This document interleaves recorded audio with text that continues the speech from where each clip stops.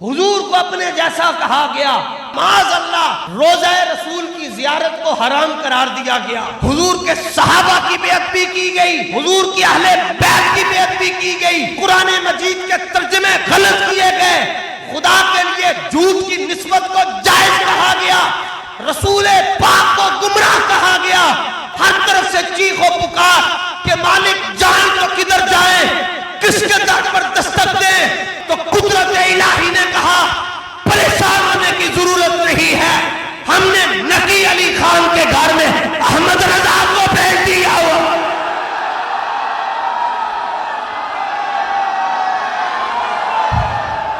اب ناموس رسالت پر پہرا امام احمد رضا دے گا۔